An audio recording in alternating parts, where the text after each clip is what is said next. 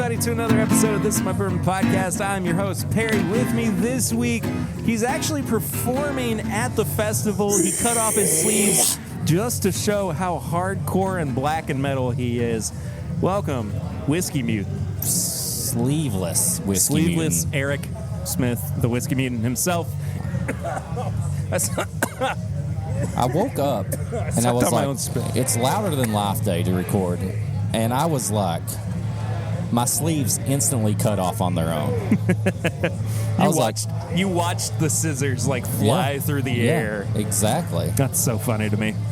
We're at Louder Than Life.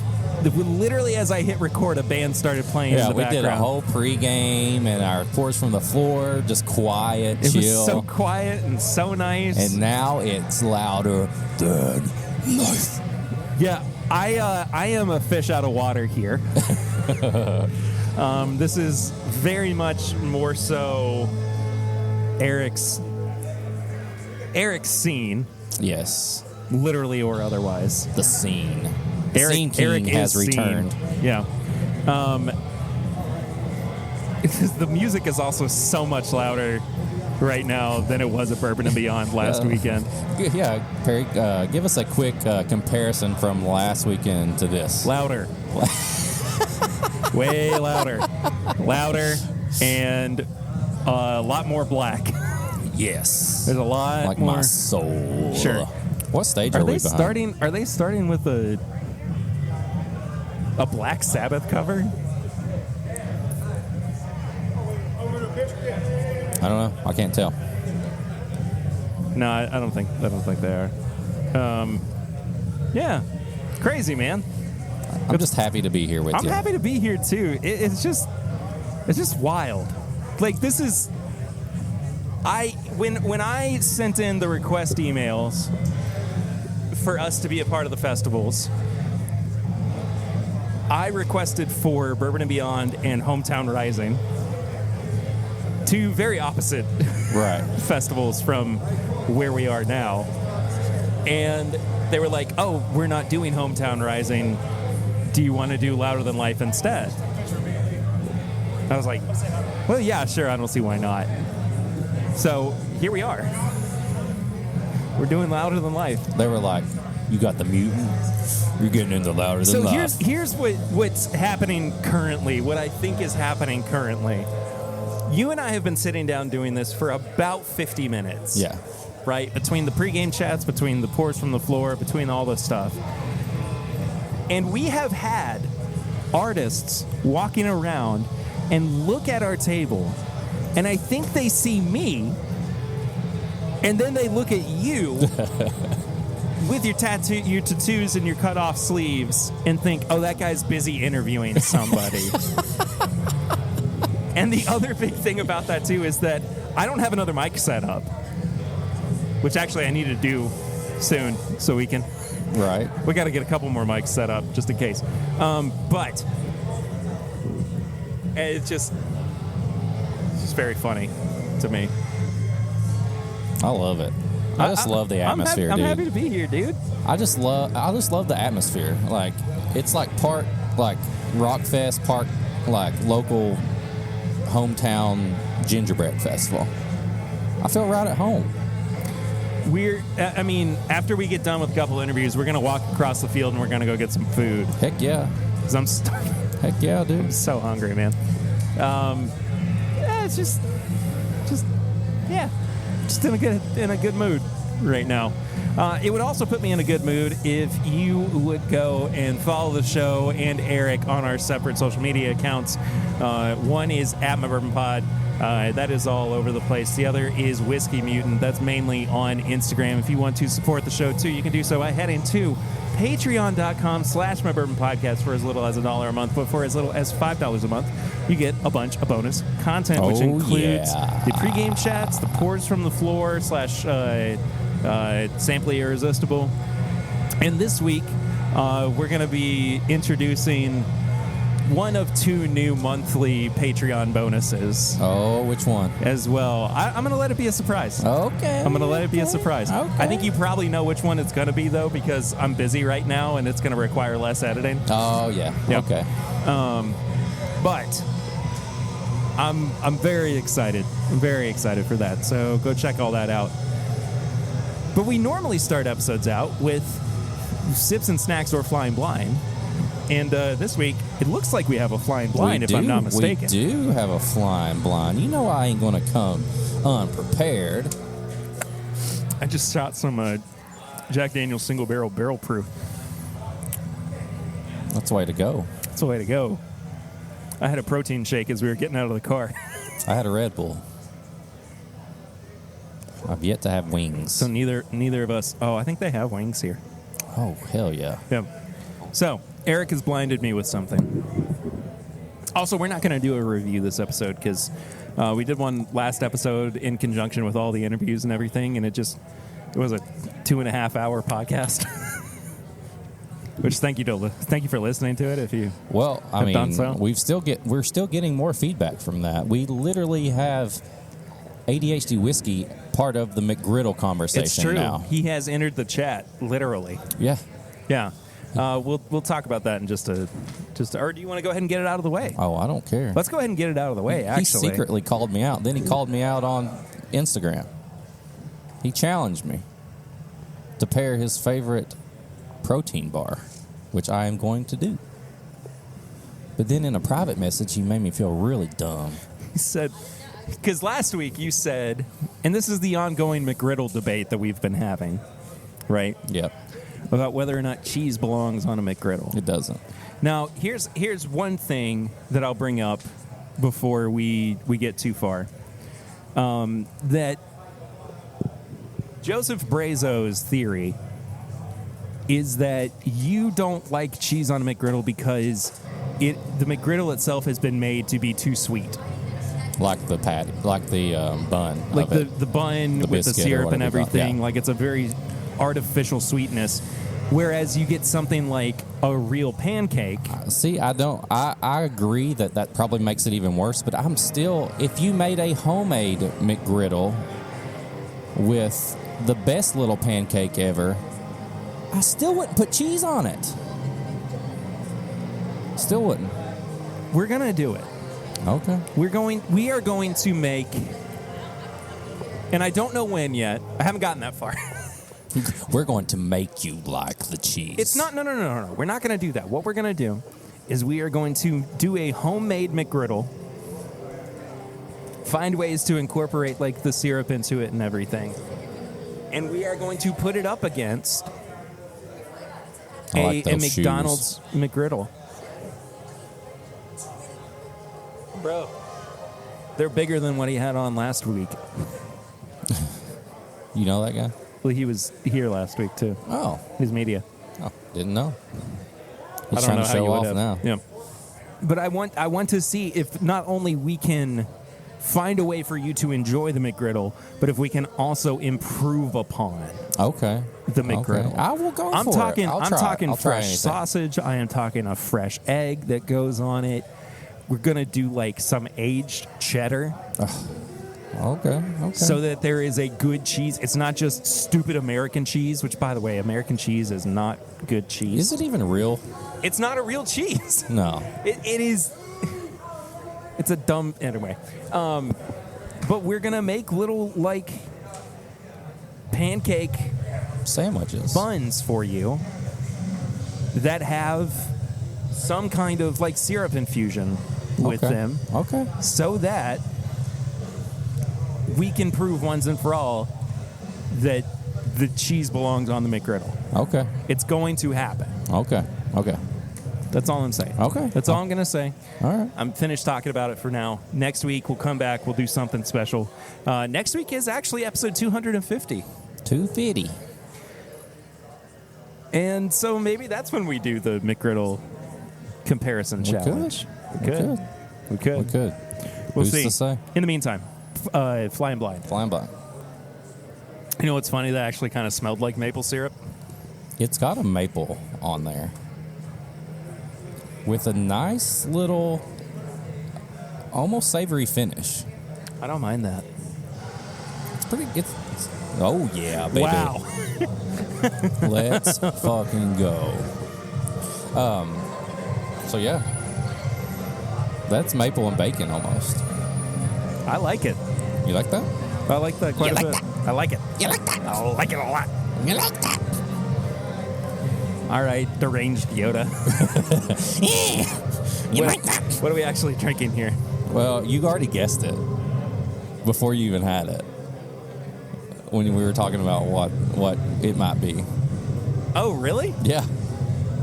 I don't even know what I said. I put the theme of. I had to go with the theme. Oh, it's a blackened. It's blackened. Nice. Yeah. Picked from Kroger. Oh, okay. A blend of straight whiskeys finished in black brandy casks. 110.7 proof. Is that 110? Yep. Exclusively curated by Kroger Wine and Spirits. I like this one, man. Dude, it's really good, right? It's quite good. Yeah, for sure. It may be better than the Black and Willet.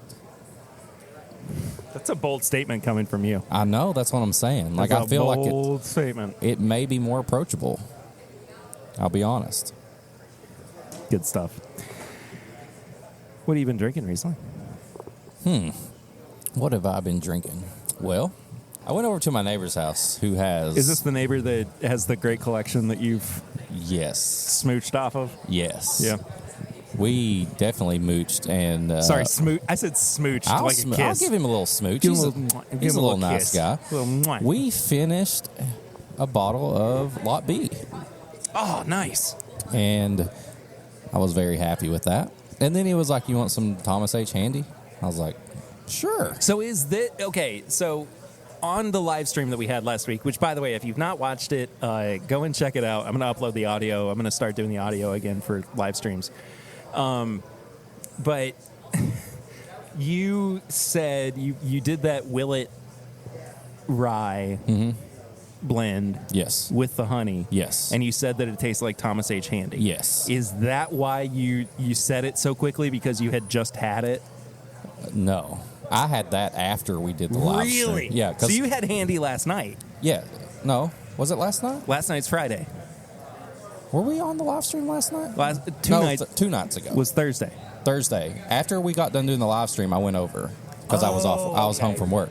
No, I said that before. I was going off when we reviewed the 2021 Handy, like that kind of honey orange notes, and I was getting the same thing with that blend. That's so wild, dude. But yeah, so that's the other thing I've been drinking is a homemade Woodford honey that I made up on the spot because I crashed the live stream. You say that though, but you did put some thought into it. Did I? Sure, you did. How? Well, you were trying to replicate Woodford honey, which was a double barrel. That's the only one I had, though. That's the only Woodford I had. Oh well, I just grabbed Woodford and honey. I'm and mixed them. I'm gonna give you more credit than I guess you're actually. I should have just went with it. You really should have. Damn it. I'm not cutting this out either. You don't have to. Fuck. Every time I try to get a little smarter and make myself look a little better, like I fall farther from the sun.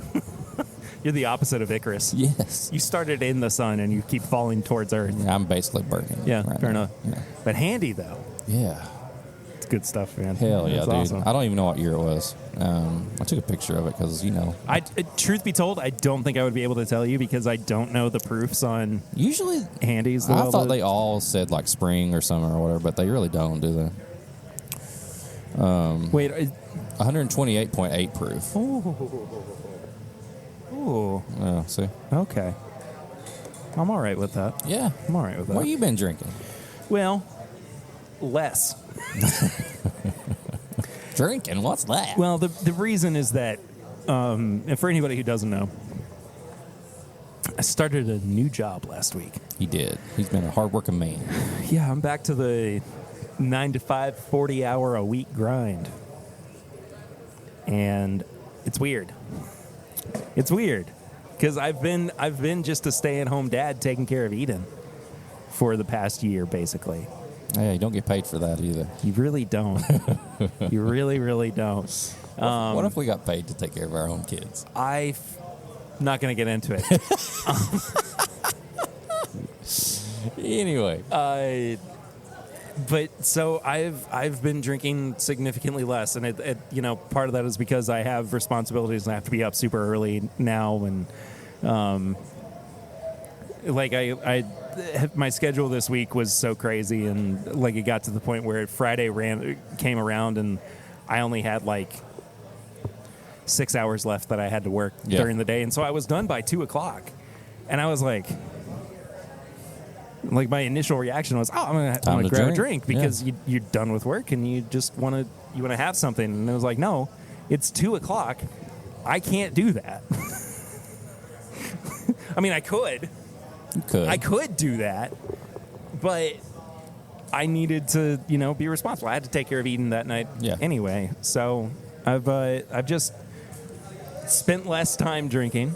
Not to say that I haven't had a few pours, but we did get a bottle of a Knob Creek pick from Adam in Nashville. Did I talk about this last week? I don't know. I feel like you did. Maybe I did. Nashville Barrel Society. Right. Whatever. They did or Bourbon Society, excuse me. They did a Knob Creek pick, which I'm going to wind up getting at least a bottle more of. Really? I love it that much. What's the year? How old is it? It's over 10 years. Wow. Yeah. Which I think leads a little bit of credence to its quality. But I mean, otherwise, like Turkey 101, I had Virgin Bourbon 101 too. I still have not opened that bottle. Dude, it's so good. I had that, and then I had Taylor Small Batch right after it, and the Virgin blows it out of the water. Absolutely blows it out of the water. Okay. I was really, really impressed with it. So that's about it. Well, honestly, hardworking man. Do we have any kind of housekeeping to take care of? The only thing I can really think of is that next week is episode 250. Next recording will be episode 250. Yeah, we've touched on McGriddles. I'm trying to figure out if we have because here's the thing, we've got 250, and then in a few weeks we're actually coming up on the 5-year anniversary of the podcast. So I feel like we should be celebrating 5 years more so than 250 episodes. Yeah. Let's just celebrate everything. We can do a big celebration at every episode from now on is a celebration.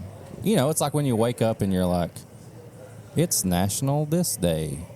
Yeah, so next week's 250. A few weeks we're going to do 5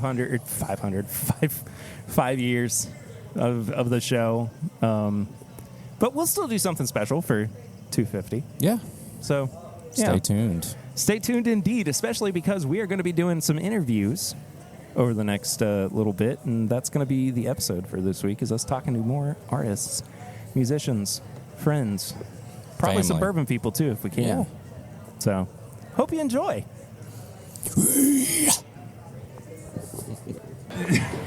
I don't even know truly how to introduce this. I think you just go for it. Are we just going to have to go for it? We're sitting down with the band members of Tetrarch. And this is really special for me because I get to see an old friend of mine, Josh, whom I have not seen since we were 14, 15. Something crazy like that, yeah. Something wild when we were both at church camp. And I mean, you were playing Joe Satriani for the... Yeah, was that was New Orleans or something like that, right? No, we were in, I think that was when we were in Georgia. Georgia. In Macon. Oh, okay. It was either that or North Carolina. Yeah, I think Macon. That sounds right. Yeah, that sounds about right. That's crazy, though. But it's super cool to have you guys on the podcast, for sure. Thank you, yes. Eric was telling me that he was kind of perusing your all's catalog for a I did. For a little once while, I found out that you were friends with somebody from church camp that was in a metal band, I was instantly into it. And I was like, because I feel like I grew up in the church camp scene, and then all of a sudden I'm not anymore, and but I feel like all my friends who listen to metal and were into that stuff, we all were from Vacation Bible School. Yeah. That's hilarious. It's true, and it's just, I don't know. I thought it was awesome, so I was definitely jamming. Were you allowed to listen to metal? No. And that's the thing. Therein lies the reason. Yeah, I was sneaking CDs and like. I had to do the same thing. I wasn't allowed to listen to metal. No, I couldn't listen to anything. And yeah, I lived with my grandma, and like she was always trying to look at like. She was like, "You can listen to some country," and so I would. Did you grow up on '90s country too? Yep. Mm-hmm. Yep, I did. The Tim McGraw. Yep. Alan Jackson. Yep. Yeah. Alan Jackson's got a whiskey coming out. Yeah. Does he? He does. It's called Silver Belly, I think. Okay. After his hat or whatever.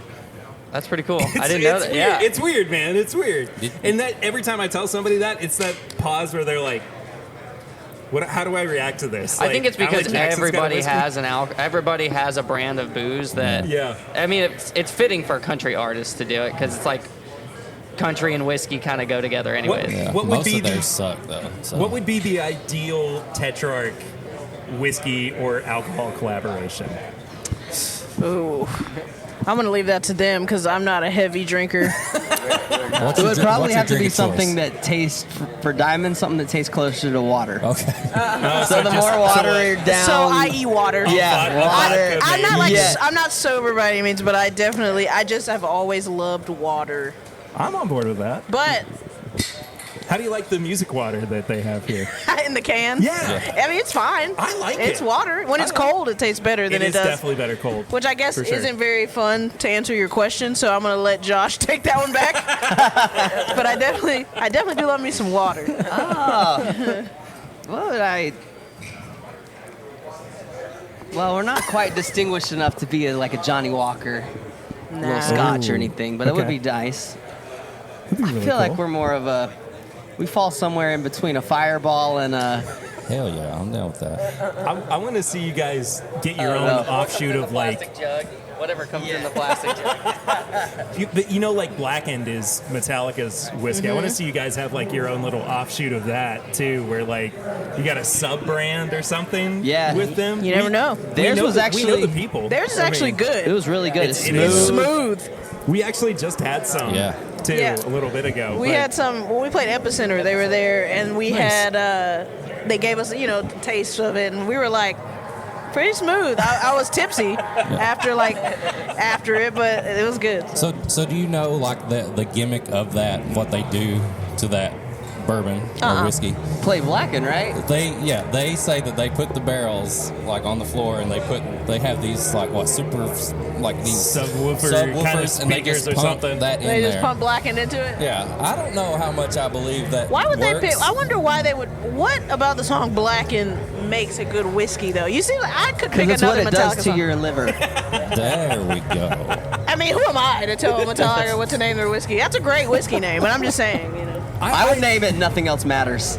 Because by the time you get, Nothing else matters. I mean, Because no, I like that because that like separates it from any other whiskey that's on the market, right? Yeah. It's like this is the one that we've got to go for, and everybody else should go for it at the same time. Nothing else matters. fair. All right. Well, if they ever have an annual release called Nothing Else Matters, you all can sue because they, took your idea for sure. All right. Enough about that. I want to talk about the band specifically too. You guys have been around and together for going on about 10 years now. Is that right? Yeah, that sounds about right. Ish? Yeah. So how has your all's relationship with each other kind of evolved during that time, as well as like your songwriting process too?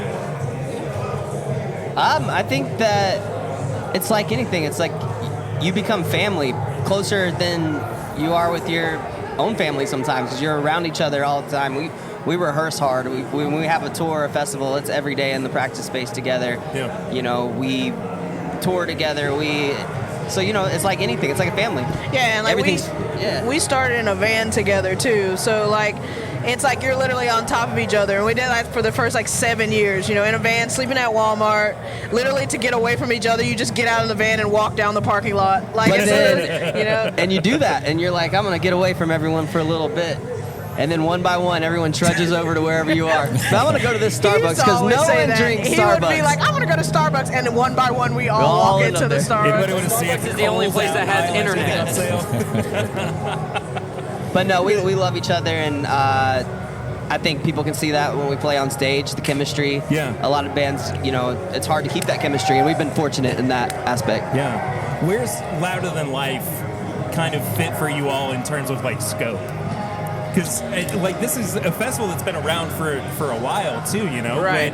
I mean, you know, everybody's perspective is a little bit different too. How are you guys kind of feeling about being here and being able to share your music with these folks?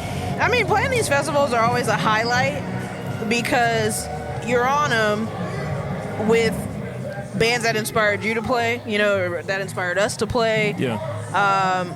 And it's kind of like a pinch me moment a lot of times. Even after playing many of them, you're still kind of like, can I cuss?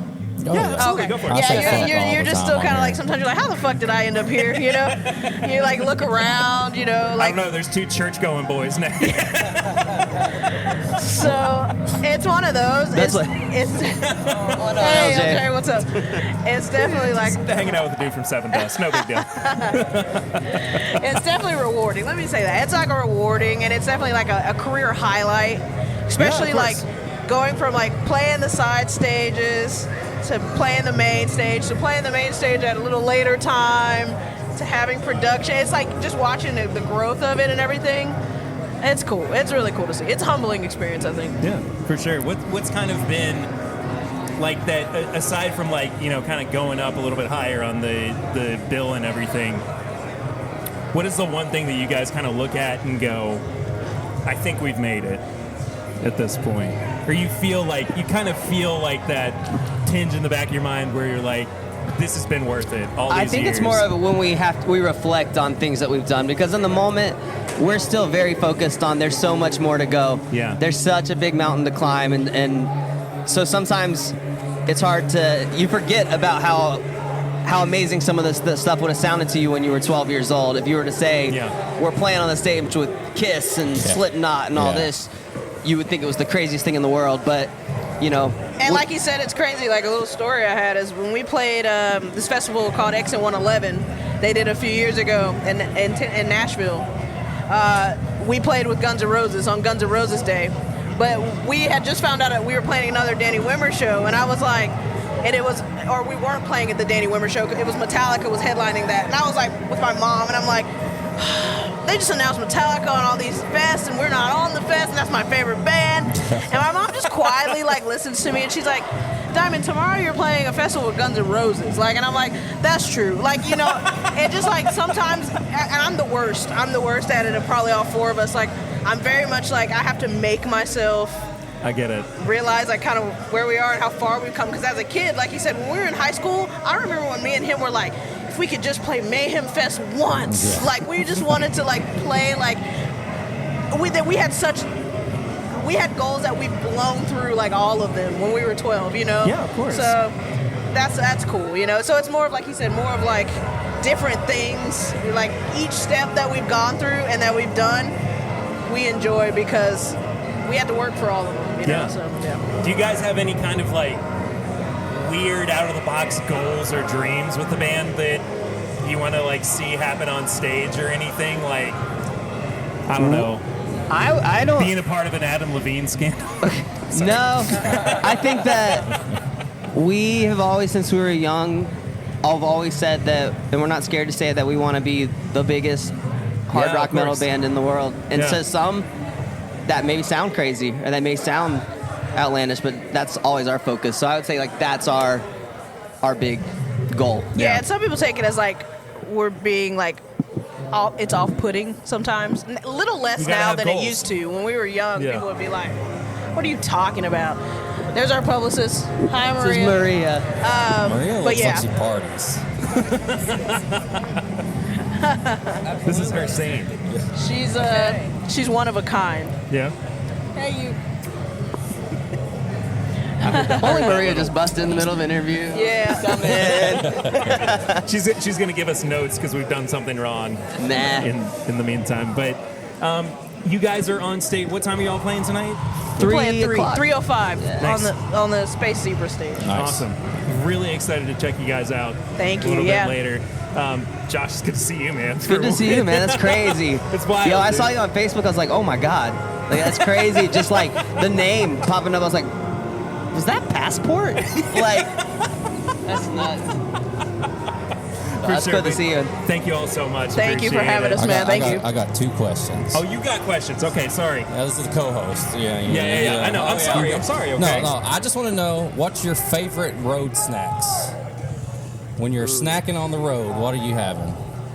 Probably the white chip macadamia Cliff Bars. Oh, heck yeah. Dude, I know all about Nice. them. Yeah, those are good. Sounds really good. We haven't eaten yet today either. So Probably chips. Yeah, I was like, Chips. Something shitty chips, that I have no business with. Doritos. Yeah, pretty much anything that's in my way, I would just kill it. I'm not kidding. Yeah. 6-week-old beef jerky or something. You're like, He just takes a quick smell. it's fine. Give it a little sniff test. And the last thing, I gotta come back to hiding metal from our grandparents and Go our for parents it. here. Did you? Gotta talk to my guy down here. Sure. Did you ever have like a technique to get like? I would take my uncle's country CDs, take the CDs out, and I would put like my Slipknot CDs in that. So if my grandma saw the cover, Yeah, she'd be like, "Oh, okay, yeah, this you're is okay. this is Did good." you ever yeah. have any way of sneaking it in or hiding it? So I would have friends burn CDs for me, and then I would hide those CDs somewhere, but my parents would always find them. And then I really wasn't able to listen to metal until I was a teenager. Yeah. So by the time I got to the point where I was really buying my own stuff, they had kind of given up. Right. Yeah. At that point, there's no point. Yeah, exactly. So. Yeah, because it's like, oh, you're going to take away my Metallica CD? Well, guess what? I'll just go buy another. Yeah. I mowed this grass just for this CD. No, I love that. I love that connection that we have right now. So I feel like I have a new brother. Yeah, or kindred spirits. Yes. I dig that. Exactly. Yeah. So I dig that. I'm All going right. to go on tour with them, get a new co-host. All right, we had to take like 5 minutes away from doing stuff just so we could talk about something I didn't think we were ever going to review, a root beer. This is something. It's incredible. So it's called Parlor, and it's a butterscotch root beer made with cane sugar. The real stuff. The real stuff. The real stuff for the real reals. This is like, I think, the bourbon drinker's root beer. Yeah, because there's like this kick to it. Like, you almost think you're drinking something with alcohol in it, and there's not. It's that like bitterness that hits like midway through the tongue. Yeah. You know what I mean? Yeah. I like how they actually give you instructions on where to drink it from. Oh. Drink this side up. Well, I was going to cut a hole in the bottom and drink it that way. And it's got a great nose. It really is butterscotchy Really root beer. does. I'm such a fan of this, dude. Yeah, for a root beer review, I'm going to do... I'm like 18 out of 20. I got to find out what the price is on these. All right, Amazon's telling me it's $52.98. For one? No, it's for 12 bottles. 12. Okay. What? Look at that. What's that picture? It says dang. Dang. That's not right. Man, this is great. Oh, could you imagine this in a root beer float? With butterscotch like With drizzle and bourbon. and bourbon. Yeah. Yeah. $10 for a 4-pack. I'm not mad at that I'm at not all. mad at that by any means. That's a 5 on the pricing. Yeah. I would have this around a lot. And again, I'm not really a root beer guy, but that's I'm a buy on this all day. all right. Hang on. Oh boy. Is that Knob Creek in there still? No, this is Jack Daniels. Okay. Is that where it's at? It's like it's almost like marshmallowy, like Yeah. foam, like a marshmallow ice cream thing. Dude, that's great. it shouldn't be that That's good. a festival drink. It's just that's Jack Daniels. That's Jack Daniels with Parlor root beer, butterscotch root beer. This is like a I would make this for a party almost. like a whole jug of it. I mean, it would go flat if you poured all the root beer before. But everybody would drink it so fast. Yeah, I know. Yeah, that's very true. No, it's incredibly drinkable, for sure. Got the guys from 21 Pilots coming our way. Nice pants. Love those pants. All right, we just had to take a small break so we could talk about Parlor Root Beer I'm down with Parlor Root for Beer. a second. Let's see if we can get them to sponsor the show. I'm down. Let's do it. Let's do it. I'll cut my sleeves off for them, too. You did it for me. I didn't even have to ask. You don't have to. Yeah. I learned that from Fred Minnick. He was like, and I mean, like, it's good rule of thumb anyway. To hit the record button? Well, yes, but also to make sure that the people that you're interviewing know they're being recorded before you actually do it. That is huge. Like, when I have guests on my show, I always say right away, I'm like, all right, we're recording. Yeah. I mean, you got to, but I always hit record immediately because the good stuff happens when you're just saying hi, you know?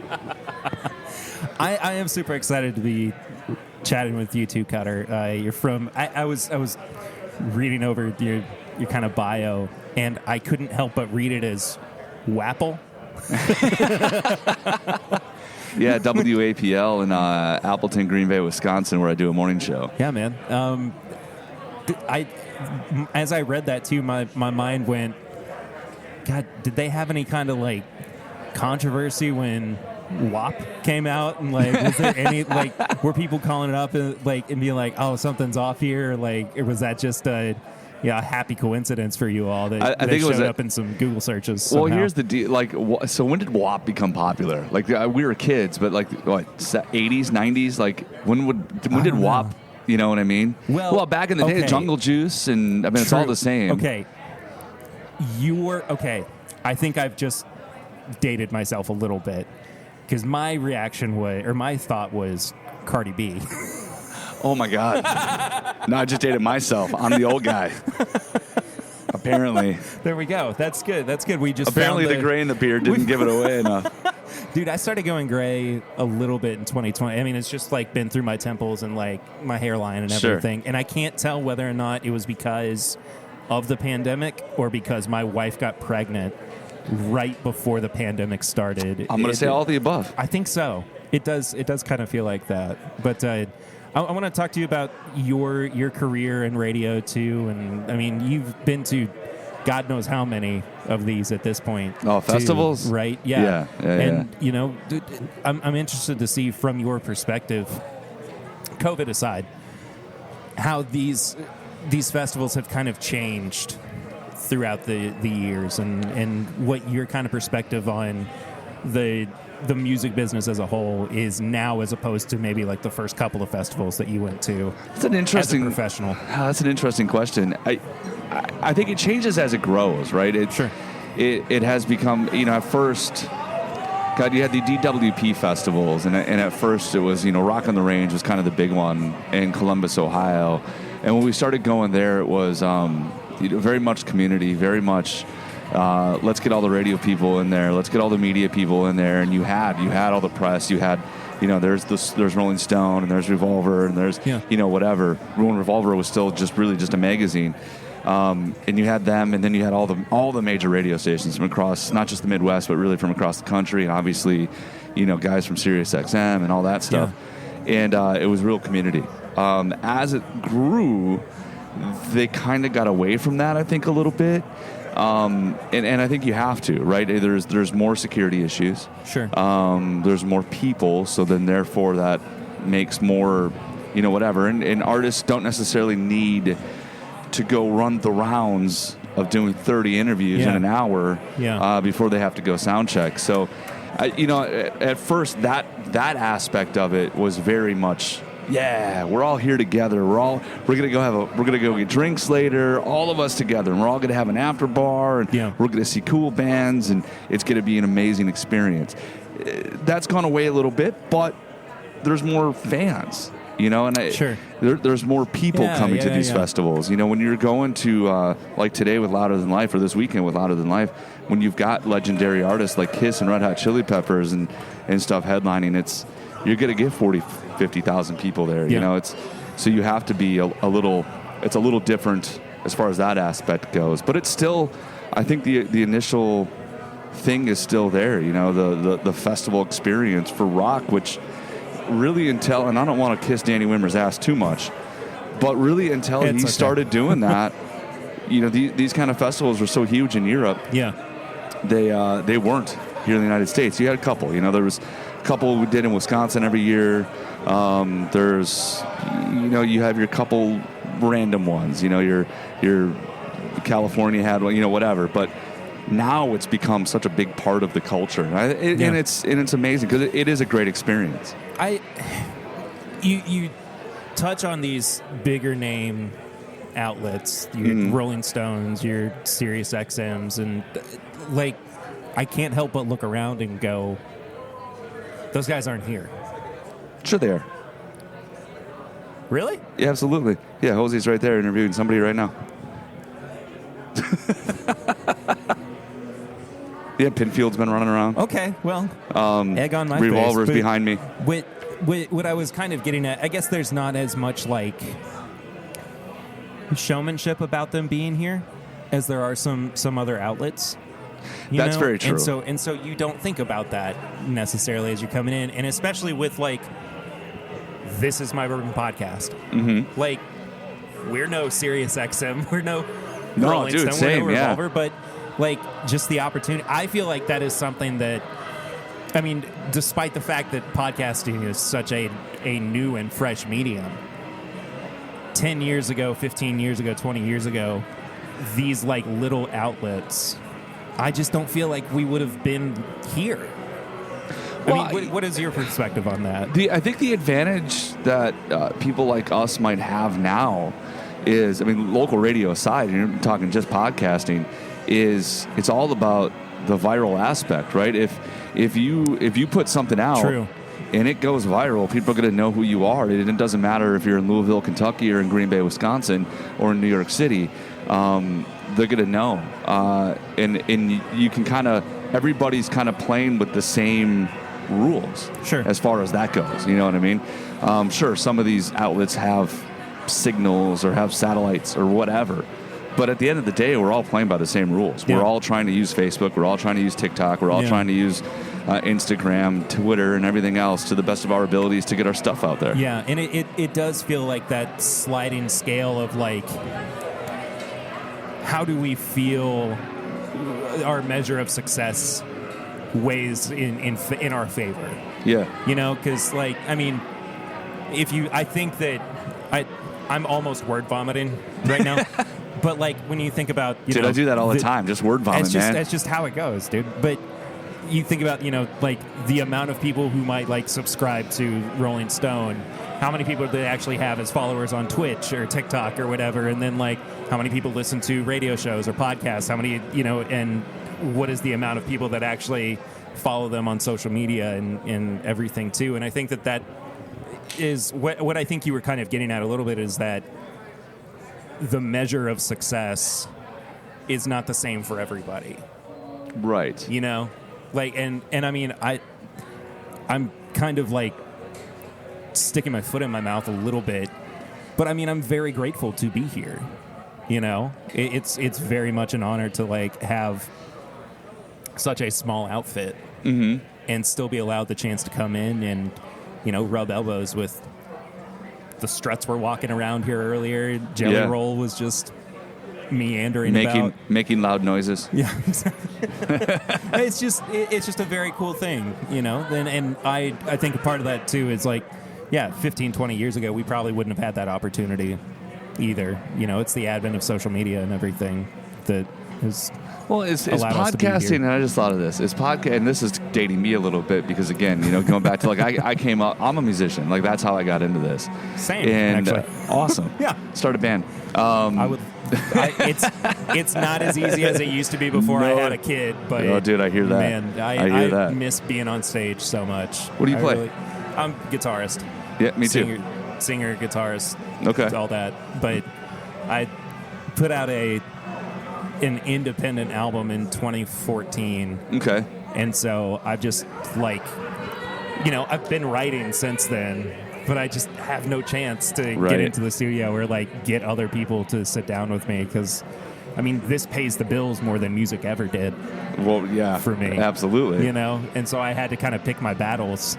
Dude, I play in a jam band cover band now. Like, are you serious? I do, yeah.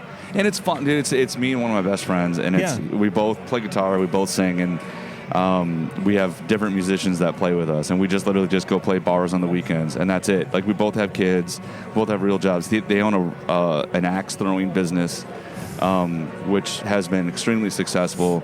It's called Razor Axe. If you're ever in that area, nice. In Wisconsin, go check it out. But I released an album in 2001, so before digital anything, we had it on MySpace. Yeah, that was the cool. Like, we had it on MySpace. You know what I mean? Exactly. And I mean, how many artists were found through MySpace during the a lot, the odds, actually. You know, a lot. And you know what? I mean, to be fair, it did allow us to go play some cool shows. I mean, you know. And then that was it. You know, it broke up and went away, and you try again, and you try again, and then you have kids, and then you maybe try again, and then you play you get divorced, and then you try again, and then you do a different career path, and then you play in a cover band. Yeah. It's pretty much how it works, right? That's the life of a musician in a nutshell. So, but podcast. What I was going to say before is I feel like podcasting has kind of become the new fanzine, and so when I was a teenager, right, you had fanzines like in the punk rock scene. And in Green Bay, where I grew up especially, it was huge, you know. Yeah. Before Green Day signed their deal, they were in town. They were never actually in Green Bay, but they were around, you know. My band I was in when I was 15, 16 years old opened up for Blink-182 once. Like, you know, at a small club on a Tuesday. Like, it's so just, cool. It's so weird, right? And I was looking through old flyers and, like, Anti-Flag, who are going to be playing later today here, played there all the time, and you know, all those punk, the Donnas and the Queers, and like all those punk legends, right? Jesus Lizard and all that crazy stuff, Little Blue Crunchy things and Money Boss Tones, and you know, whatever. So much, man. It was, and that was the scene though, and really that became that way because of things like fanzines. Yeah. So you take what it is now, right, and you have some of these artists becoming big on like TikTok and whatever else. It's sort of like that again. It's the underground, and if it becomes popular, you can't ignore it. Yeah, exactly. Because it's everywhere else. It doesn't matter if the gatekeepers like it or not. I don't know if you swear on this, but go ahead. Fuck the gatekeepers at that point, because it doesn't matter. Yeah, you know what I mean? absolutely. Like, the fans have spoken, and I love like the old punk rock in me loves that. Like, it's. You know, it's weird, like sitting here and thinking, even for just a brief second, that. Yeah, podcasting is kind of punk rock, isn't it? It is. It's nerdy. It's nerdy punk rock. It is nerdy punk rock with a bunch of guys who wear trucker hats and have beards.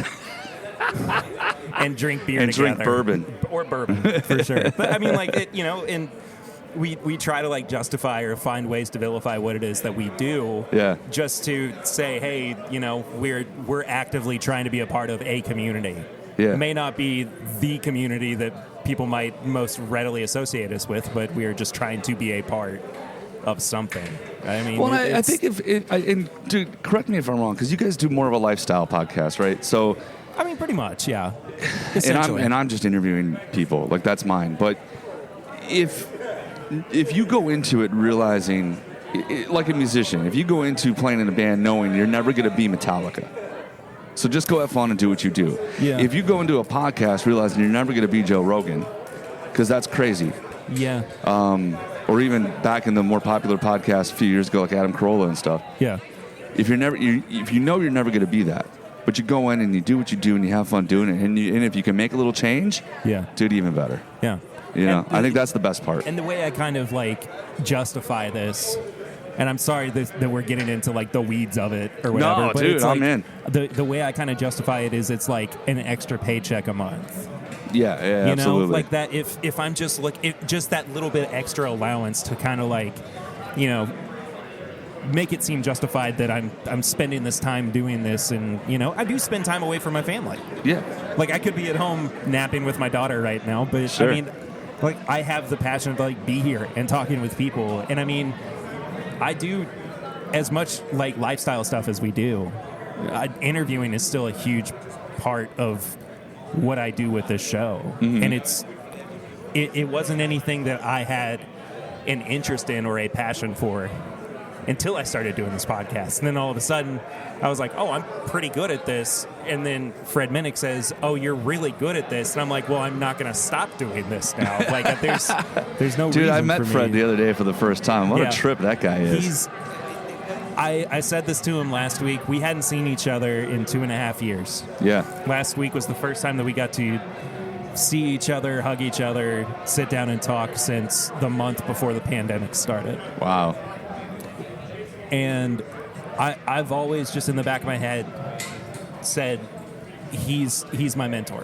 Mm-hmm. Like, he's the guy that I can always go to with questions, and he will always give me an honest answer, and just very constructive, honest, coming from a place of love feedback that he gives as well. And I'm very fortunate to have him like in my life.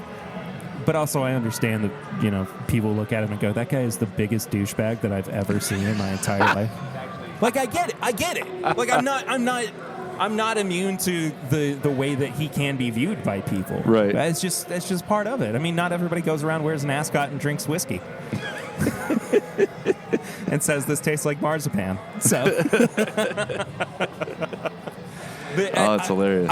I just wanted to kind of sit down and pick your brain for a little while. Yeah, man. On all this, because, you know, as far as things go, as far as I'm concerned, I'm like the new kid on the block when it comes to a lot of this. But Yeah. I just love being here. I love this atmosphere. You know, I was at Bourbon and Beyond last weekend too, and it was a very different scene than what this is. Well, But- yeah, because that one's more like bourbon, and then the music is more alty and stuff, right? Because Pearl Yeah. Jam headlined. I saw the picture of that. Yeah, Chris Stapleton headlined Sunday yeah. night too, and yeah, I mean it's less like focused genre-wise, I guess. But Right. then, like, I say that, and you know, Snoop Dogg's played it louder than life, and you know, Well, yeah, we got Ghost Action Main played Bronson. yesterday. Yeah, exactly. Action Bronson's later today. Yeah, like there's just so many.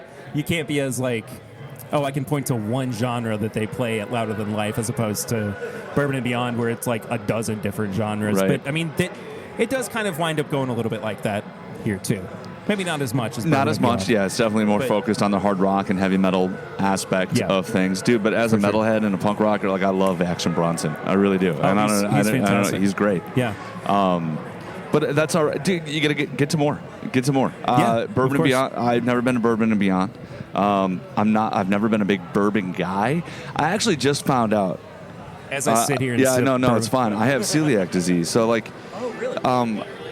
I just found out that bourbon is actually safe because it's generally a corn mash, and because it's extra distilled. So like, you get like cheap whiskeys are hardly distilled at all, right? So Yeah.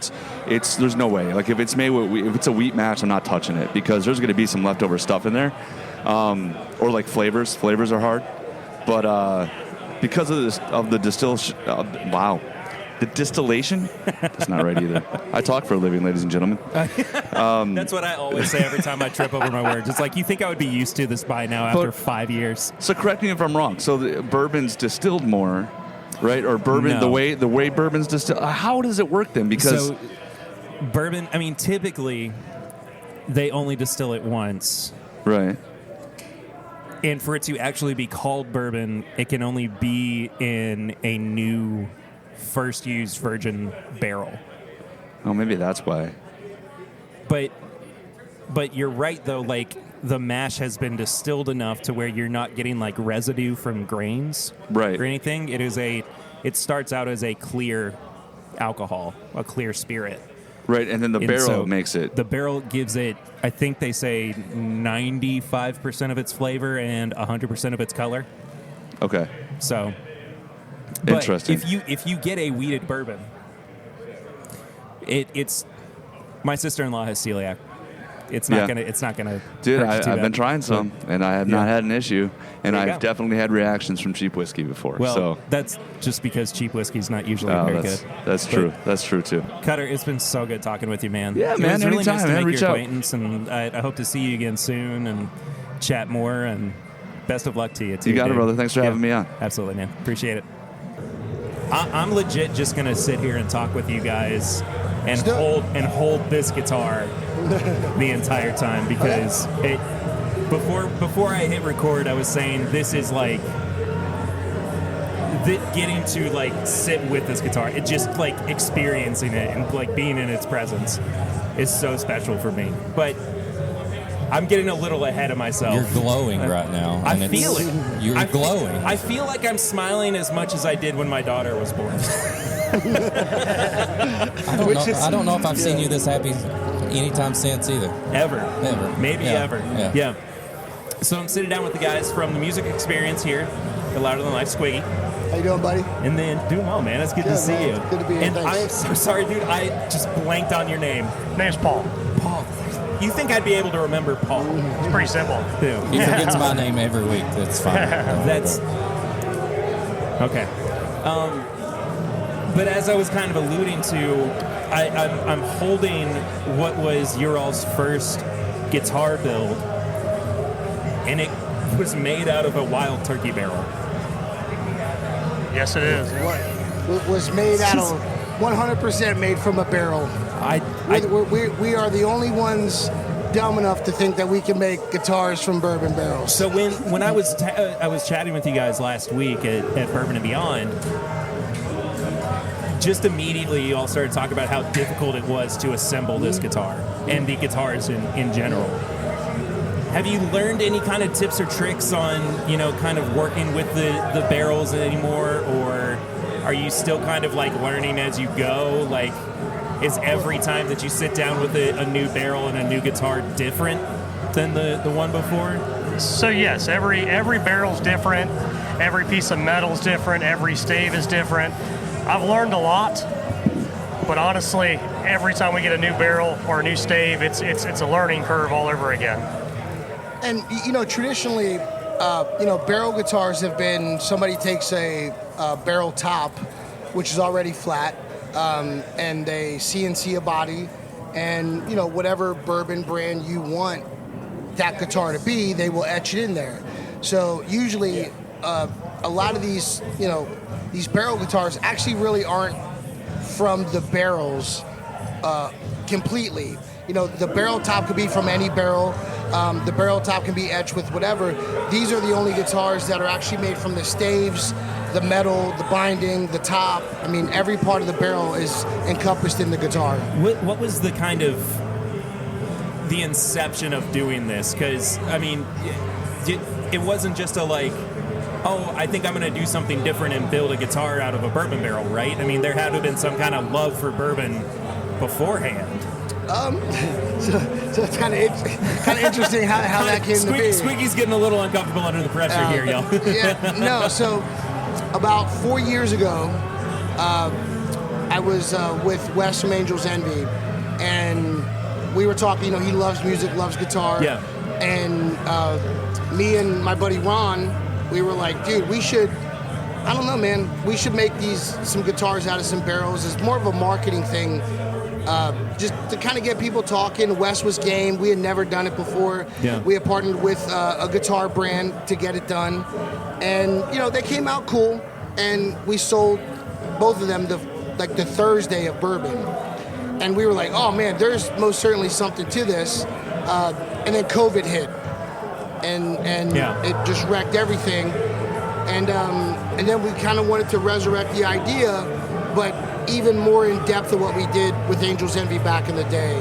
There was, when we did the Angels Envy guitars, they weren't as authentically barrels as this one is. And Paul and I have a mutual friend, and Paul's the absolute only guy on the planet that can actually build these guitars. There's nobody else that could build these guitars, I assure you. Just it as much as I want to play it, like I also just want to sit and look at it too. Like it is very much beautiful. It's beautiful. No, it is, and I think that is the sign of good craftsmanship, of dedication to the work and everything too. That as much as it is a tool for success, it is also an art piece. And I played through all 6 of the ones that you all had on display last week.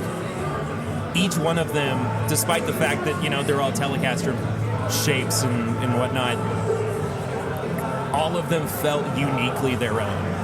Thank you. They all felt like they deserved to be celebrated, not just because they were made from bourbon barrels, but because they were their own creation. And I'm gushing more than I am anything about what you all are doing, because I can't get over how friggin' cool this is. Thank you. That something like this exists. But the thing that keeps like popping up in the back of my head too is like, how do you, because bourbon barrels aren't exactly the cheapest thing in the world. How do you offset some of the cost on that? Are you sourcing a lot of the equipment and everything that goes into it, or?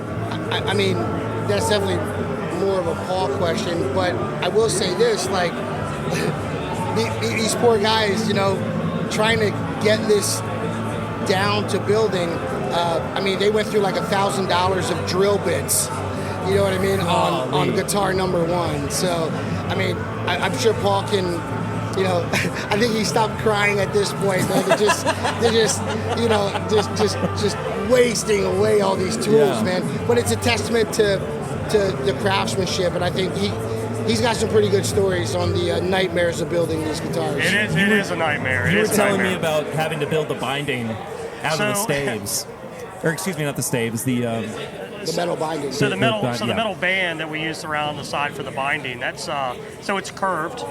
It's spring steel. You can't heat it. All you can do is beat it with a 2-pound sledgehammer and a cold chisel. And it takes about 2 hours per guitar to get that to lay around there. That is by far the worst part of this entire build. The staves, obviously they're curved, and we found out that they were waterproof after I soaked them for a month and a half, and we ended up having to take the char off and re-soak them again so we could get them straight. I have an F350. I parked it on it overnight, and I pulled off of them, and they were still curved. So it's a pain. It's a pain. I just imagine you like when the guitar's almost done, like it's almost like a Marvel movie. Like there's like metal music playing behind you, and you're just like pounding stuff with hammers, and like all of a sudden the guitar just rises, and it's like, I'm finished. Like, that's how awesome this looks. And when you said you were having to hammer things and do all that, like, I just imagine it being the most metal thing well, ever. Even the, you know, the story of the build, you know, is like, you know, the core wood in there is a 200-year-old pine. And, you know, these guys got to soak the staves for 6 weeks. You know, soak them, straighten them, soak them more, straighten them. And then you glue that, once they're straight, to the 200-year-old pine, and then they hand cut the body, and then they with the sledgehammer on the binding. And I mean, this thing is, it's like you said a Marvel movie, but it is almost like a marvel that it's even built. You know, and everything down to the the little wood piece on the channel on the selector. You know, the tops of the barrels as the knobs.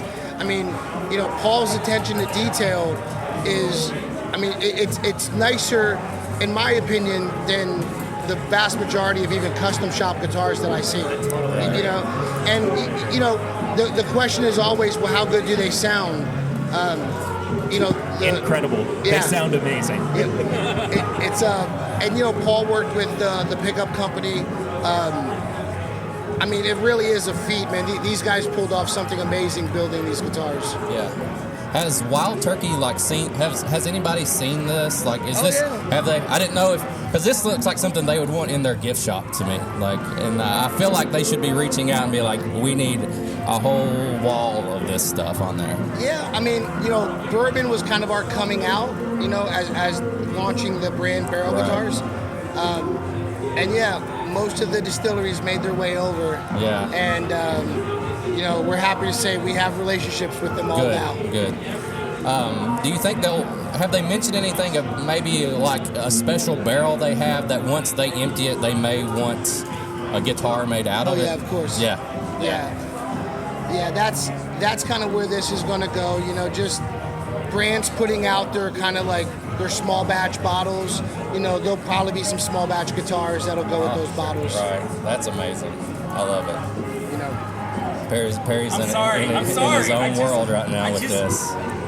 His pants are getting tighter. I just can't help it. Can't help it. And here's the thing that like keeps hitting me in the back of the head too. y'all are never gonna part with this guitar. You can't, right? Because this is the thing that showed, like, that you had the metal to do it, and you had the ability to go out of your way to make something so special and so unique. And like, this should be played and should be loved, but I mean, just as like a trophy hanging over your fireplace, I mean, I could see it just serving that role just as well. Well, just kind of like Paul said, you know, like, there's never going to be two guitars alike, ever. Oh, for sure. You know, even from the same barrel. So it's like every guitar has its own, you know, it's got its own story. And, you know, like I said, like Paul's, you know, the way that he puts these guitars together and, you know, the stories that he tells with the guitars. And, I mean, it's just, like, I look at the guitars, like, I didn't see the guitars until the Thursday of Bourbon.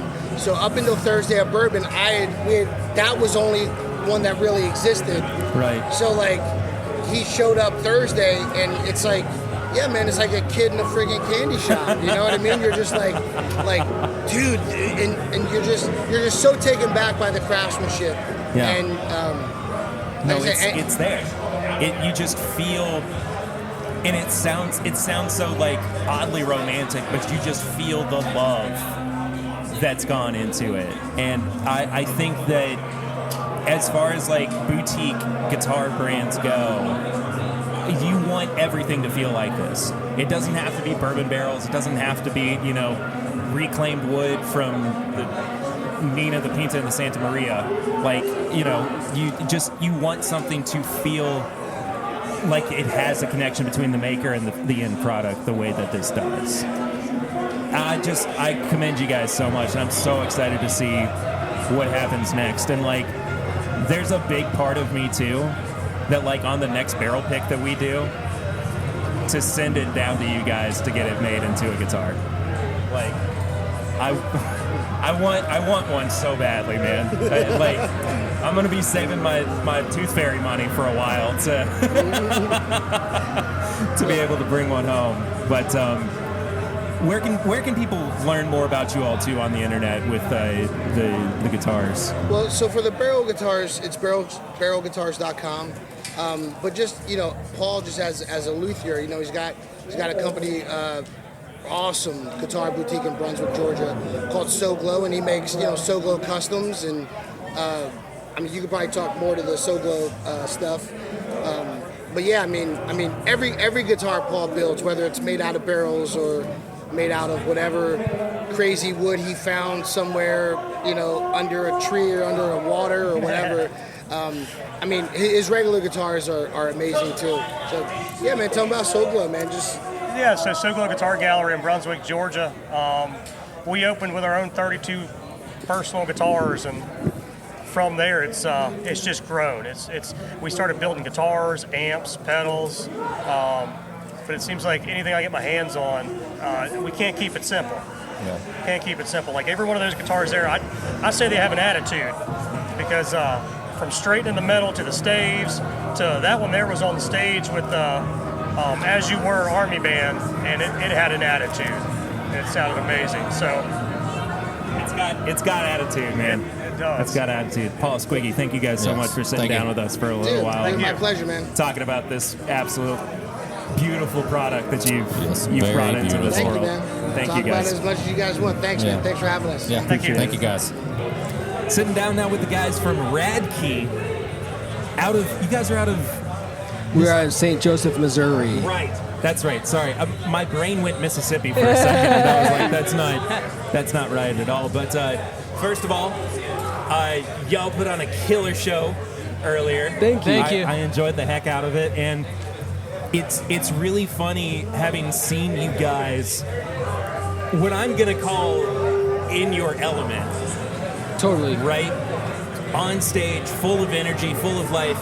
Y'all are kind of a little more reserved off stage too. Yeah. Was that kind of is it just because you feel more like you're in your element, in your right place when you're up on stage? Like, That's how I feel. Like, since, we were homeschooled, we were kind of like shy, so all the touring was us kind of growing into ourselves and learning how to interact with just the world. You know what I mean? Yeah, so for sure. People. yeah, so world. stage is like really a good. That's our safest spot because it all stems from that. That's like trial by fire too.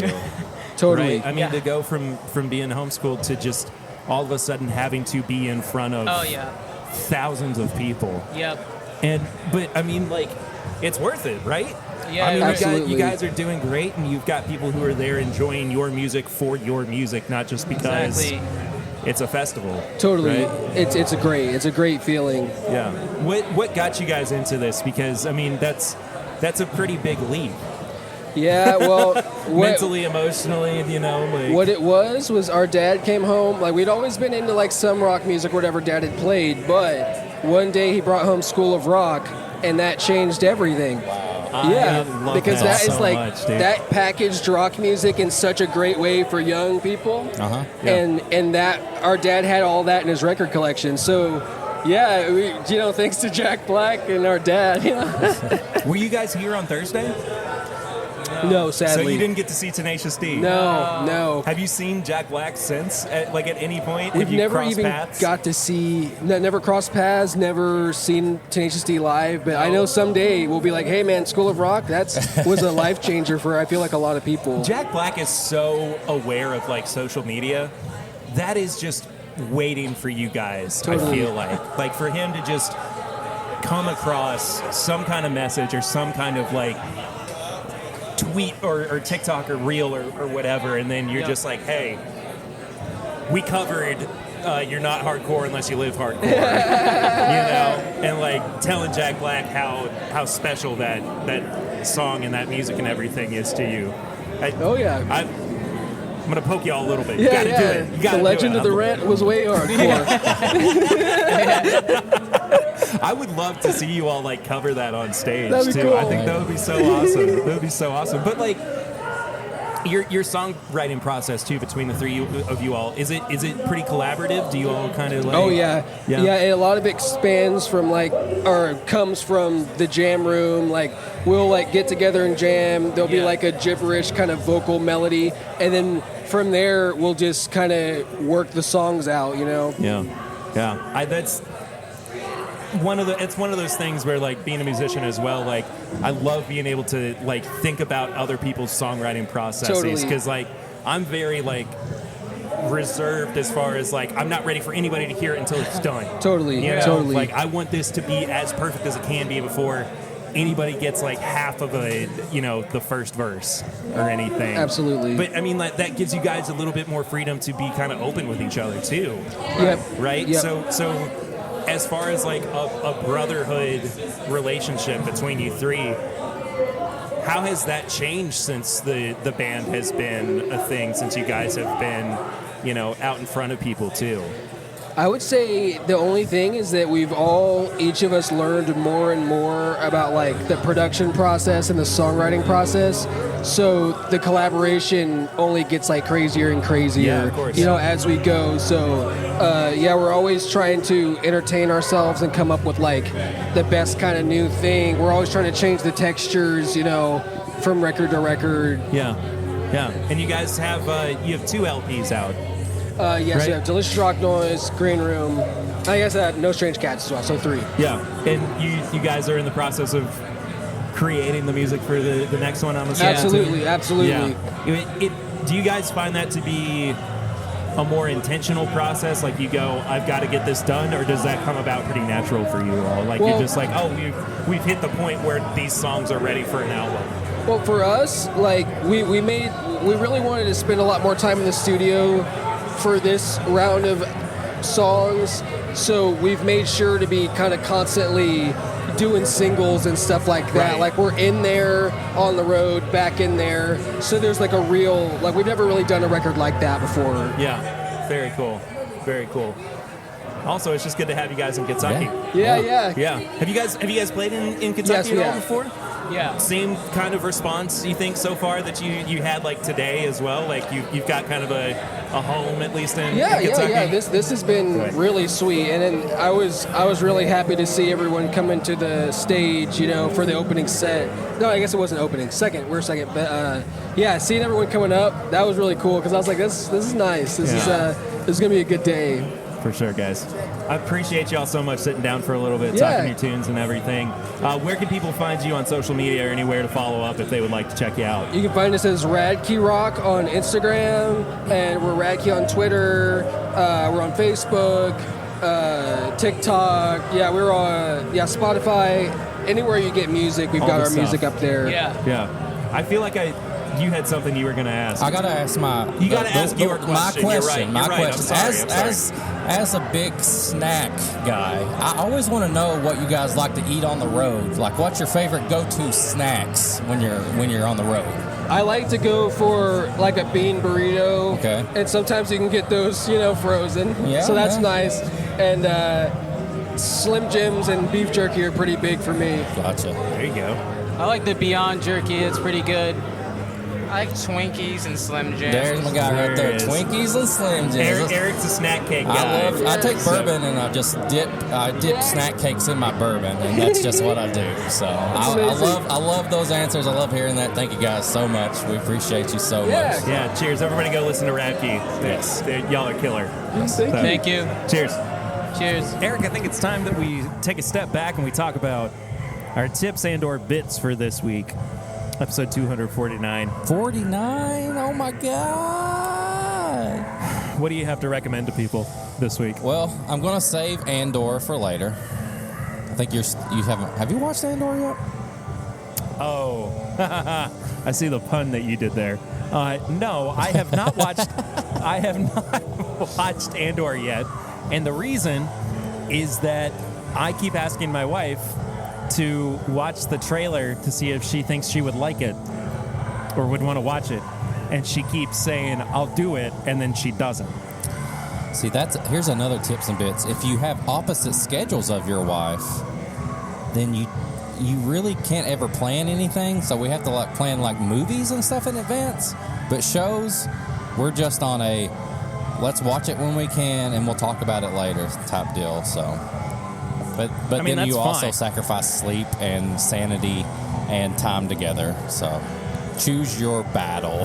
Fair enough. I really want to watch Andor. Yeah. I won't say anything. Okay. I think it's great, though. I did watch a little horror movie since we're getting into the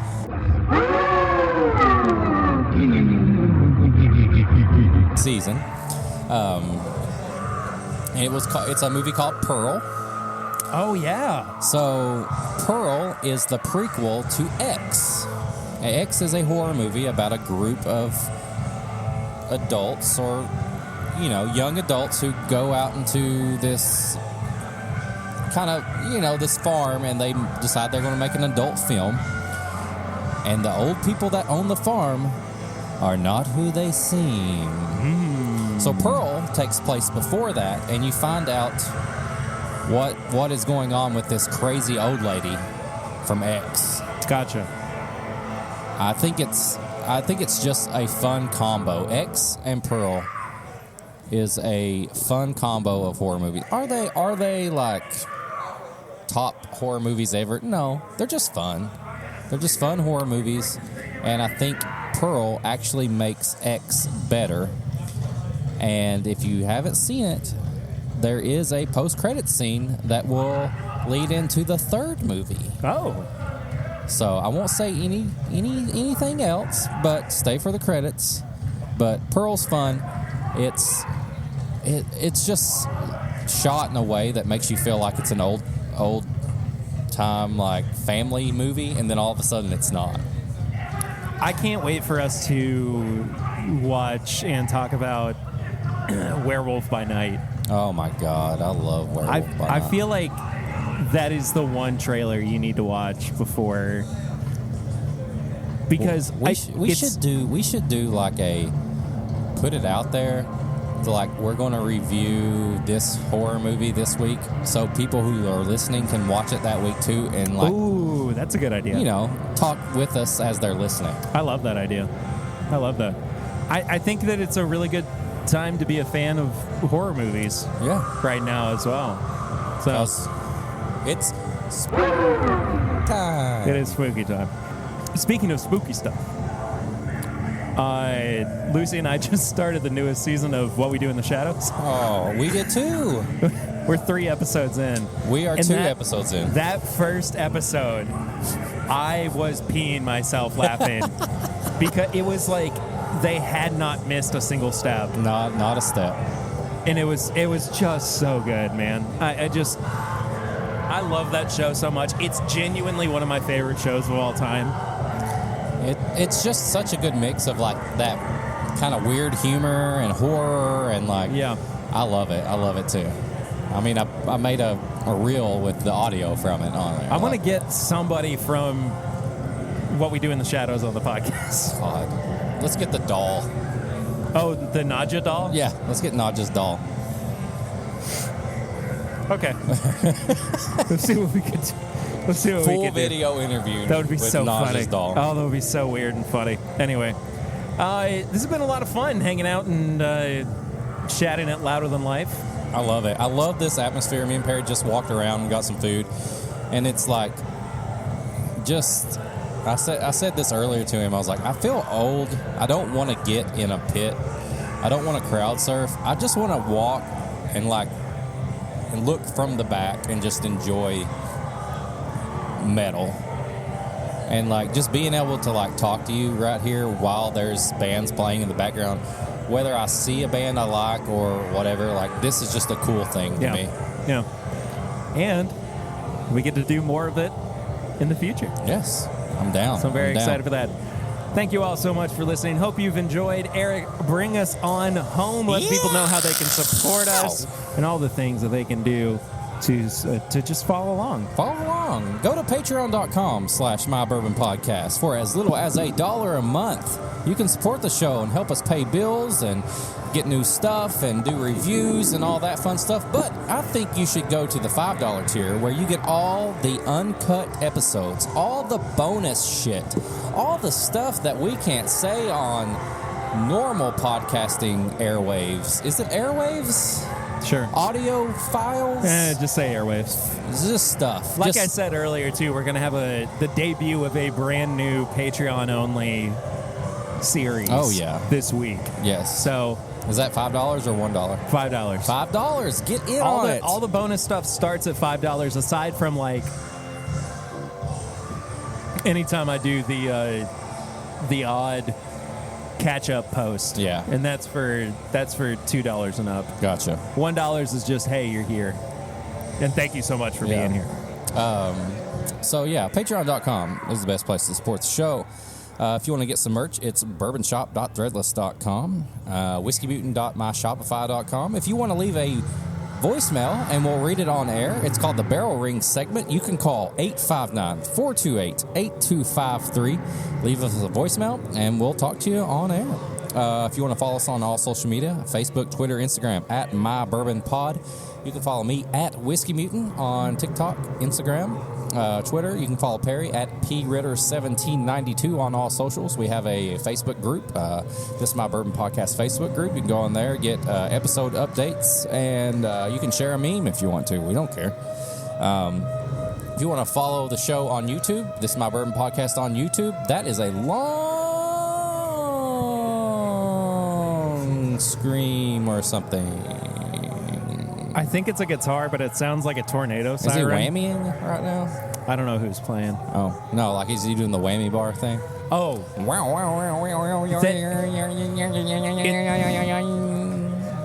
I'm going to just say yes so we can move on. So, yeah, YouTube. Perry goes live every Thursday night. I was actually able to jump on a live this past week where he was on with somebody that's really lovable but really dumb at times. Perry went live with My Daily Bourbon Chat. If you want to time skip to about 8:30, the 30-minute mark, I'm on there.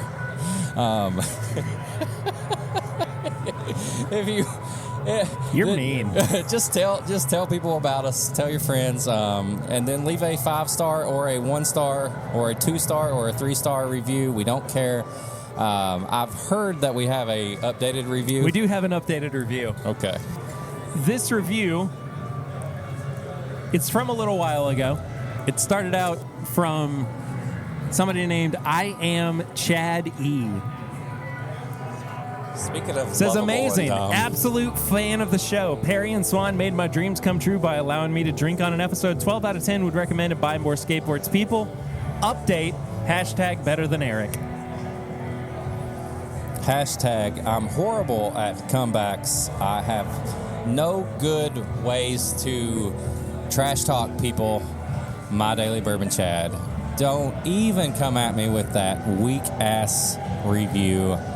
But thanks for the 5-star review. I'll take thanks, it. Chad. Yeah. And I think that about does it for this week. Next week, though, 250 episodes. We've got under our belt. That's weekly episodes, mind you, not like 3 times a week or whenever we feel No like it. Patreon Calling in numbers. a new episode. No, this no. is full, Metal regular jacket. Yes. What? 250 episodes. So we just love you guys. Yeah, Thanks you. for being here. And that's about it. See you next week. Until then, I'm Perry.